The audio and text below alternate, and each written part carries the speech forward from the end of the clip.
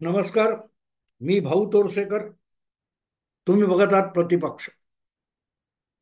मित्रांनो, आज मला एका वेगळ्या विषयावर बोलायचंय आणि तो विषय आहे भुजबळांचा जो थैथयाट चालू आहे. त्यानंतरही शरद पवार यांच्या गोटात पसरलेली जी शांतता आहे ती मला कमालीची शंकास्पद वाटते आणि म्हणून त्या विषयावर थोडा उहापोह करावा असं मला वाटलं. भुजबळांच्या तक्रारी आपण ऐकून झालेल्या आहेत, त्याच्यावर मी वेगळं विश्लेषण केलेलं आहे. आणि अजितदादा त्यावर प्रतिक्रिया पण देत नाहीत. त्यांचे सुनील तटकरे किंवा प्रफुल्ल पटेल यांनी काही प्रतिक्रिया दिलेल्या असतील, पण ज्या प्रकारचे थेट आरोप भुजबळ अजितदादांवर करतायत आणि नुसतं करत नाहीत, तर ते करताना शरद पवारांचं थोडं गुणगान सुद्धा भुजबळांनी केलेलं आहे.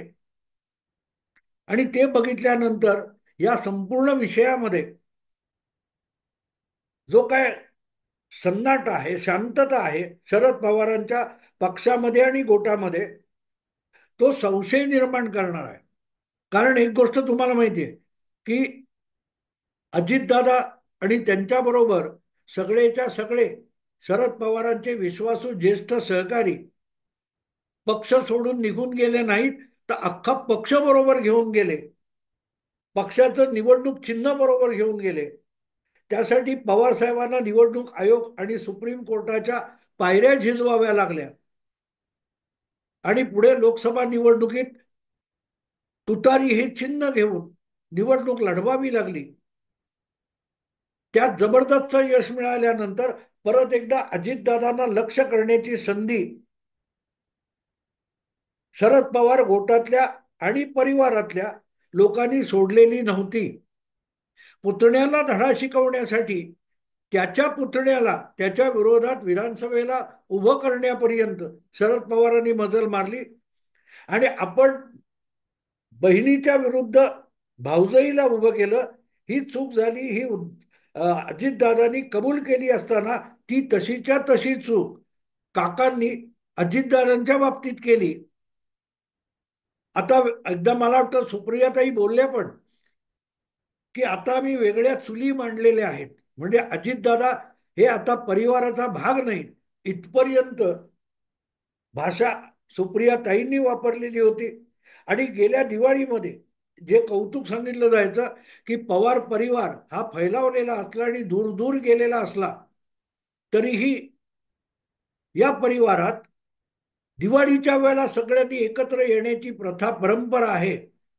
आणि तिथे मग सगळ्यात मोठा असलेला भाऊ म्हणून शरद पवार, घरातला वडीलधारा म्हणून त्याचं निमूटपणे ऐकलं जातं. आणि दिवाळीला सगळे मतभेद विसरून सगळे एकत्र येतात काटेवाडी बारामतीमध्ये, हे सांगितलं जातं. पण या वर्षीच्या दिवाळीत, म्हणजे विधानसभा निवडणुकीच्या अलीकडे जी दिवाळी आली होती, त्या दिवाळीत असं काही घडलं नाही. अजितदादा परिवाराच्या दिवाळीला गेले नाहीत आणि तिथे वेगळी चूल मांडली गेली असं सुप्रियाताई म्हणतात. त्याचा अर्थ आपल्याला कळतो. आणि त्यानंतर जे काही विधानसभा मतदान झालं आणि निवडणुकीचे निकाल आले, त्यामध्ये पुतण्याने बाजी मारली आणि काका जवळजवळ नामोहरम होऊन गेले. कसे बसे 16 आमदार शरद पवारांच्या पक्षाचे निवडून आले. एवढा नीचांक त्यांच्या पक्षातर्फे शरद पवारांना कधी मिळालेला नव्हता. अगदी समांतर काँग्रेस जेव्हा त्यांनी उमेदीच्या काळात काढली तेव्हा, किंवा अलीकडल्या राष्ट्रवादी काँग्रेस बनवली तेव्हा. आणि या पार्श्वभूमीवर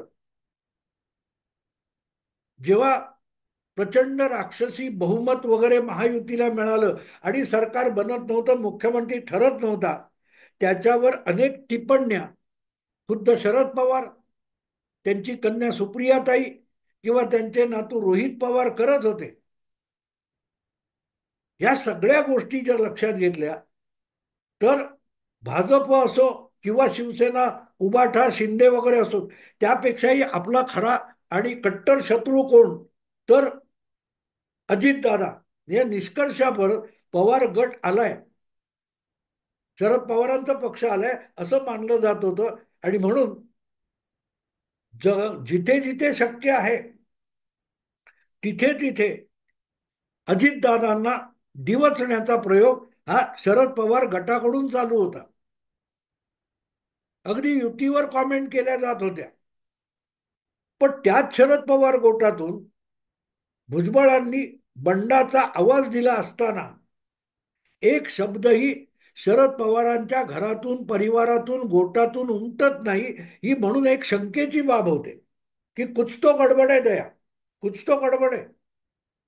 कारण पवार, सुप्रियाताई किंवा त्यांच्या गोटातले जयंत पाटील, जितेंद्र आव्हाड या सगळ्यांची एक फार मोठी आवडती गोष्ट असेल किंवा छंद असेल तो दुसऱ्याच्या फाटक्यात पाय घालणं आणि त्या फाटक्याची लक्तरं करायसाठी जेवढं होता येईल तेवढं योगदान देणं, हा जर यांचा स्वभाव आहे, तर मग हे लोक भुजबळांच्या थैथ्यानंतर गप्प का आहेत? कारण यासारखी अजितदादांना नुकसान पोहोचवण्याची दुसरी कुठली चांगली संधी असू शकत नाही. पण ना सुप्रियाताई बोलतायत, ना शरद पवार बोलतायत, ना रोहित पवार बोलतायत. उलट रोहित पवारांची आई दोन गट कसे एकत्र येतील आणि परिवार परत कसा जोडला जाईल यावर भाषा करतात, तेव्हा ही गोष्ट शंकास्पद होते. मी पवार परिवाराचा आणि खुद्द शरद पवारांच्या राजकारणाचा दीर्घकालीन टीकाकार आहे, दीर्घकालीन टीकाकार आहे. पण तरीही त्यांच्यावर अन्याय करणारी टीका करायची नाही या कटाक्ष ठेवूनच मी बोलत असतो.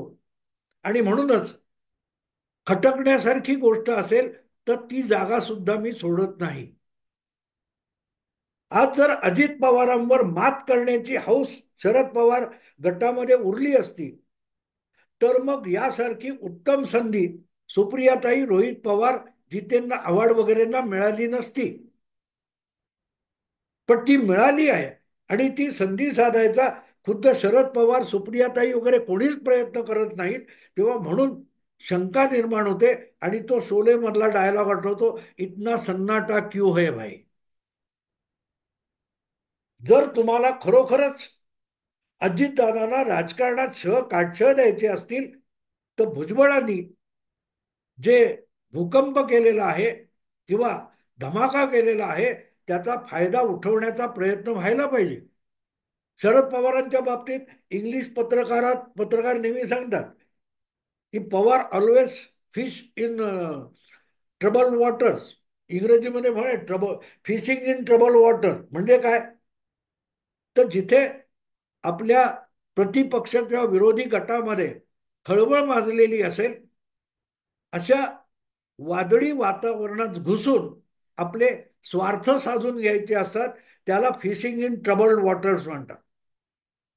आणि शरद पवारांचं गेल्या 50-60 वर्षातलं राजकारण बघितलं आणि सो कॉल्ड डावपेच किंवा गुगली वगैरे बघितली तर एक गोष्ट लक्षात येते की शरद पवार कायम दुसऱ्या कोणाच्या गटातले जे अस्वस्थ लोक असतात तिथे जाऊन आपली मासेमारी करतात, तिथे गळ टाकून बसतात आणि गळाला आयता मासा लागतो का हे शरद पवार बघत असतात. आणि म्हणून मला असं वाटतं आजच्या परिस्थितीमध्ये की शरद पवार किंवा त्यांच्या गटातले, कोटातले लोक भुजबळांच्या थैथयाटानंतर गप्प बसणार असतील तर कुछ तो गडबड आहे दया, काहीतरी वेगळी खिचडी पकते आहे असं म्हणावंच लागतं. अन्यथा भुजबळांच्या गदारोळाचा आणि बंडाचा वापर शरद पवारांनी नक्की केला असता, तो होताना दिसत नाही. हीच तर मोठी शंकास्पद बाब आहे, मोठी शंकास्पद बाब आहे. बघितलं तुम्ही तर निवडणुकीचे निकाल लागल्यापासून मुख्यमंत्री एवढं बहुमत आहे, मुख्यमंत्री का ठरत नाही, मुख्यमंत्री उपमुख्यमंत्री ठरले तर एकनाथ शिंदे नाराज आहेत का, अशा प्रत्येक विषयावर सुप्रियाताई आणि पवार गोटातले लोक बोलत होते. खास करून कुत्सित बोलणारे जयंत पाटील हे सुद्धा मोठ्या चवीने मिटक्या मारत सरकार बनत नाही किंवा एकनाथ शिंदे नाराज आहेत याच्याबद्दल बोलत होते. मग असे जयंत पाटील सुद्धा भुजबळांनी तांडव सुरू केला असताना गप्प का आहेत हा प्रश्न गंभीर असतो आणि त्याच्यावर बोललं गेलं पाहिजे. अर्थात माझ्यासारखा पवारांचा हार्डकोर टीकाकार ही संधी सोडणार नाही, पण तरीही जितकी भुजबळांनी खाल्लेली उचल ही ब्रेकिंग न्यूज असते, तितकंच त्याविषयी शरद पवार गोटातली शांतता ही सुद्धा चकित करून टाकणारी असते. आणि मग दुसरा विषय समोर येतो की खरोखरच आता काका पुतणे यांच्यामध्ये तेवढी वैमनस्याची वैराची भावना आहे का, आणि खरोखरच ती यापूर्वी सुद्धा होती का. भले दोघांनी एकमेकाविरुद्ध जाहीर दोषारोप केलेले असतील. एक मुद्दा सांगण्यासारखा आहे मित्रांनो, या सगळ्या विधानसभा निवडणुकीमध्ये भुजबळांच्या मतदारसंघात, वळसे पाटलांच्या मतदारसंघात किंवा वेगवेगळ्या अजितदादांच्या उमेदवारांच्या मतदारसंघात शरद पवार जायचे आणि तिथे राष्ट्रवादी सोडून अजितदादांबरोबर गेलेल्या आमदारांना, उमेदवारांना पाडा पाडा पाडा असं मुद्दाम सांगायचे. वळसे पाटील असोत, भुजबळ असोत, ते कोण सुनील शेळके, टिंगरे वगैरे असोत, या प्रत्येकाच्या मतदारसंघात प्रचाराला गेलेले शरद पवार हे अगत्याने त्यांना पाडा म्हणून सांगत होते.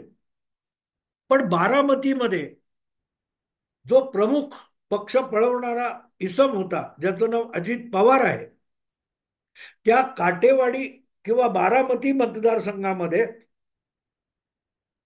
आपल्या दुसऱ्या नातवाला म्हणजे युगेंद्र पवारला पवारांनी उमेदवारी दिली होती, आजोबांनी उमेदवारी दिली होती. पण त्याला निवडून द्या असं सांगताना अजितदादाला पाडा असे शब्द काही शरद पवारांच्या तोंडून उमटलेले नव्हते. आणि प्रचंड 1,00,000पेक्षा असं काहीतरी मताधिक्याने अजितदादा जिंकून आले. नवे युगेंद्र पवारला अक्षरशः धुळीस मिळवणारा निकाल बारामती विधानसभा मतदारसंघातून आला. आणि अशी पार्श्वभूमी बघितल्यानंतर खरोखरच काका पुतणे एकमेकांच्या विरुद्ध दंड ठोकतून लोकसभा विधानसभा निवडणुकीत उतरले होते का, की लोकसभा निवडणुकीत काकांना पुतण्याने बाय दिला आणि विधानसभा निवडणुकीत पुतण्याला काकांनी बाय दिला, असा काही खेळ दोघे खेळलेत का असाही प्रश्न पडतो. अन्यथा उठसूट अजितदादांच्या गटावर दुगाड्या झाडणारा पवार गोटातला कोणही नेता आज भुजबळांनी जी संधी दिली आहे ती घ्यायला पुढे येत नाही. म्हणून ही बाब खटकणारी आहे.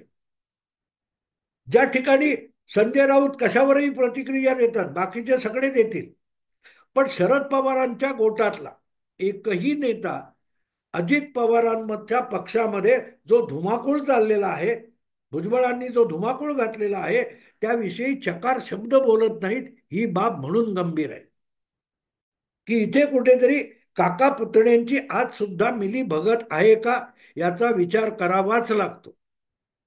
अन्यथा पुढल्या काळात युतीचं आणि महाविकास आघाडीचं राजकारण कुठल्या दिशेने जाणार आहे आणि त्यामध्ये अजितदादा किंवा शरद पवार यांच्या भूमिका काय काय असणार आहेत त्याचा अंदाजच लागू शकणार नाही. प्रामुख्याने मला जयंत पाटील आणि सुप्रियाताई यांचं मौन चकित करून गेलेलं आहे. नाहीतर तुम्हाला माहिती आहे सुप्रियाताई किंवा जयंत पाटील या अशा गोष्टींची संधी सोडतच नाही. जिथे जिथे टोमणे मारता येतील तिथे तिथे टोमणे मारून घेत असतात. आणि गमतीची गोष्ट अशी की भुजबळांनी अजितदादांच्या निर्णय प्रक्रियेवर किंवा त्यांना मंत्रिमंडळातून बाहेर ठेवण्याच्या निर्णयावर दुगाड्या झाडताना, टीका टिप्पणी करताना शरद पवारांचं कौतुक केलेलं आहे. म्हणजे जे भुजबळ अजितदादांबरोबर पवार साहेब परस्पर एकटे निर्णय घेतात आणि पक्षावर निर्णय लादतात म्हणून बाजूला झाले, तेव्हा टीका करताना भुजबळांनी सुद्धा सांगितलं होतं की सामूहिक निर्णय होत नाहीत. जे अजितदादा बोलत होते, प्रफुल्ल पटेल बोलत होते, तेच छगन भुजबळ पण बोलत होते की साहेब परस्पर निर्णय घेतात, सामूहिक निर्णय होत नाहीत. हीच टीका होती ना. शरद पवारांना बाजूला करून पक्षात कब्जा करताना अजितदादांबरोबर गेलेल्या सगळ्या नेत्यांची तक्रार काय होती? शरद पवार सामूहिक निर्णय घेत नाहीत, आपला निर्णय आपल्या सवंगड्यांवर लादतात. आपण राजकारणातून निवृत्त होता म्हणून घोषणा करतात आणि परत आपणच कमिटी नेमतात की राजीनामा किंवा निवृत्त व्हावं की नाही. आणि जेव्हा समिती म्हणते तेव्हा माघार घेतात आणि मग अचानक सुप्रियाताई आणि प्रफुल्ल पटेल अशा दोघांना पक्षाचे कार्याध्यक्ष करतात. मुंबईऐवजी दिल्लीमध्ये पक्षाचं अधिवेशन भरवतात. हे सगळे निर्णय शरद पवार परस्पर एकटे घेतात आणि त्या निर्णय प्रक्रियेमध्ये बाकीच्या नेत्यांचा किंवा सामूहिक समावेश नसतो, हा आक्षेप भुजबळांनी सुद्धा घेतलेला होता. पण तेच भुजबळ आता अचानक अजितदादा एकटे एकटे निर्णय घेतात किंवा सुनील तटकरे, प्रफुल्ल पटेल आणि अजितदादा मिळून निर्णय घेतात, बाकीच्यांना विचारात सुद्धा घेतलं जात नाही असं म्हणतात. आणि अजितदादांना लक्ष करताना देवेंद्र फडणवीसांचं भुजबळ कौतुक करतायत, दिल्लीत मोदींचं आणि अमित शहाचं कौतुक करतायत, भाजपचे प्रदेशाध्यक्ष चंद्रशेखर बावनकुळेंचं कौतुक करतात आणि त्याच्याही पुढे जाऊन शरद पवार सुद्धा सामूहिक निर्णय घ्यायचे पण अजितदादा डिक्टेटरशिप करतात, इतक्या थैथयाटापर्यंत भुजबळ येऊन पोहोचलेत. यासारखी उत्तम संधी अजितदादांवर हल्ला करण्यासाठी पवार बारामती परिवारामध्ये दुसरी संधी असूच शकत नाही. पण ती संधी घ्यायला ना सुप्रियाताई पुढे आलेत, ना शरद पवार आलेत, ना जयंत पाटील आलेत, ना रोहित पवार आले. अगदी अजितदादांकडून नामोहरम म्हणून पराभूत झालेले युगेंद्र पवार पण या विषयावर काही बोलत नाही. आणि म्हणून मग शरद पवारांच्या गोटातला हा सन्नाटा जो आहे, शांतता आहे, तो शंकास्पद होऊन जातो. खुद्द अजितदादा सुद्धा छगन भुजबळांच्या थैथयाटाविषयी पूर्णपणे शांत आहेत. त्यांनी कुठचीही अनुकूल किंवा प्रतिकूल प्रतिक्रिया दिलेली नाही. भुजबळांचा जो थैथयाट आहे, समता परिषदेचं अधिवेशन बैठक जमवून त्यांनी केलेली भाषणं, त्यांच्या सहकाऱ्यांनी अजितदादांचं पोस्टर बनवून त्याला चपलेनी मारणं वगैरे वगैरे, या सगळ्यावर इतक्या तिखट आणि झोंबणाऱ्या प्रतिक्रिया आल्यानंतर सुद्धा अजितदादा गप्प आहेत, सुप्रियाताई गप्प आहेत, शरद पवार तर वळून बघायला तयार नाहीत. काय आहे मित्रांनो? काय आहे? बारामती, काटेवाडी किंवा गोविंद बागेत भुजबळांविषयीची शांतता म्हणूनच शंकास्पद होऊन जाते. आणि मग मला आठवतं की अजितदादांचं बंड हे खरोखरच बंड आहे का, अशी शंका व्यक्त करणारा मी एक व्हिडिओ केला होता की अजितदादांच्या बंडातून काका शरद पवारांनीच खरोखर कोणाचा गेम केलाय का. आणि मला तेव्हा एकदा अशी शंका आली होती की राष्ट्रवादी काँग्रेस पक्षाचं भविष्यात जे नेतृत्व आपल्या लेकीकडे द्यायचे, सुप्रियाताईंकडे द्यायचे, त्या मार्गातले मोठे मोठे अडथळे जर कोण असतील तर राष्ट्रवादी काँग्रेस पक्षामधले प्रफुल्ल पटेल, छगन भुजबळ, वळसे पाटील यासारखे जे ज्येष्ठ नेते म्हटले जातात, या सगळ्यांची अडचण नको म्हणून त्यांना सुखासुखी अजितदादांबरोबर बंड करायला काकांनीच पाठवलं. आणि सुप्रियाताईला प्रतिस्पर्धी होऊ शकतील असा कुठलाही नेता आपल्या सोबत राहू दिलेला नाही. तेव्हा जो गेम झालाय तो सुप्रियाताईंचा झालाय की अजितदादांचा झालाय, अशी मला शंका आली होती. एक क्षणी तर मला असंही वाटलं होतं की जर सत्तेच्या जवळ जाण्यापासून सुप्रियाताई अडचण होत असतील तर सुप्रियाचाच गेम काकांनी केला का, कारण काका कोणाचा गेम करतील ह्याचा कधी पत्ता लागत नाही. आणि म्हणून आज जर छगन भुजबळ हे निराश वैफल्यग्रस्त झाले असतील तर मला असं वाटतं की यामध्ये सुद्धा काका पुतण्यांचा काहीतरी डाव आहे. आणि जोपर्यंत हा डाव उलगडत नाही किंवा आपण समजून घेत नाही तोपर्यंत महाराष्ट्राच्या राजकारणामध्ये महाविकास आघाडी असो किंवा महायुती असो, त्यांच्या भवितव्यावरही आपल्याला कुठलंही विश्लेषण करता येणार नाही, अंदाज बांधता येणार नाही. कारण जर उद्या काका पुतण्यांनी एकत्र यायचं ठरवलं तर जितका महाविकास आघाडीला धक्का बसेल तितकाच महायुतीलाही धक्का बसेल. अर्थात सरकार पडणं महायुतीचं शक्य नाही. पण मुद्दा असा आहे की महायुतीची जी रचना आहे त्यामुळे महायुतीच्या राजकारणामध्ये जे स्थैर्य आलेलं आहे त्याला धक्का बसू शकतो. दुसरीकडे महाविकास आघाडीमध्ये अजितदादा आणि शरद पवार एकत्र आले तर सगळ्यात मोठा पक्ष हा राष्ट्रवादी होऊन जातो. अजितदादांचे 41 आणि शरद पवारांचे काय 16 असे लोक एकत्र केले तर 57 आमदार होतात. लक्षात घ्या. एकनाथ शिंदेचे 57 आणि राष्ट्रवादीचे 57. म्हणजे महाविकास आघाडीतला शिवसेनेचा 20 आमदारांचा गट जो मोठा वाटतो त्याच्यात तिपटीने राष्ट्रवादी काँग्रेसचा गट होतो. आणि हे होऊ शकत नाही असं आपण म्हणू शकत नाही. कारण ज्या प्रकारचं भुजबळांच्या आदळ आपटीनंतरचं मौन शरद पवारांनी धारण केलंय ते साहित्य संमेलन भरवायला दिल्लीत पोहोचले. ज्या साहित्य संमेलनाची जागा ठरलेली नाही त्याचं आमंत्रण पंतप्रधानाला द्यायला शरद पवार पोहोचले. सुप्रियाताई गप्प आहेत. जयंत पाटील बोलत नाही. आणि अजितदादा कुठल्याही वेड्या वाकड्या प्रश्नांना शांत आणि संयमी उत्तर देत आहेत. त्यामुळे भुजबळांचा जो थैथयाट आहे आणि वळसे पाटील जणू काही निवृत्तीत गेल्यासारखे बाजूला पडलेत हे सगळं बघितलं तर मग काहीतरी वेगळा डावपेच खेळला जातोय अशी शंका येते. आणि त्या शंकेचं सगळ्यात मोठं कारण शरद पवार गोटातला सन्नाटा. आणि त्याकडे अगदी भुजबळ एकाकी नुसते अजितदादा गटात पडलेले नाहीत. त्यांचा जो राजकीय गोतावळा आहे राष्ट्रवादीकडचे दोन्ही गट त्या दोन्हीकडे भुजबळ अलग थलग पडलेले आहेत. काकाकडून पण आणि पुतण्याकडून पण. तेव्हा बळी भुजबळांचा जात असेल तर तो काकांनी घेतलाय की पुतण्यांनी घेतलाय यावर सुद्धा प्रश्नचिन्ह लागतं मित्र. असो हा मुद्दा महत्वाचा आहे. आणि जर मुख्य प्रवाहात त्यावर चर्चा होणार नसेल तर भुजबळांच्या थैथयाट आणि तांडव जे चाललेलं आहे त्याविषयी शरद पवारांचं मौन, अजितदादांचं मौन, सुप्रियाताईंचं मौन ही एक राजकीय मोठी घटना आहे असं माझं मत आहे. भविष्यात काय होतं बघू. आत्ता इथेच थांबतो. आवडलं लाईक करा, शेअर करा आणि प्रतिपक्षाला सबस्क्राईब करा. नमस्कार.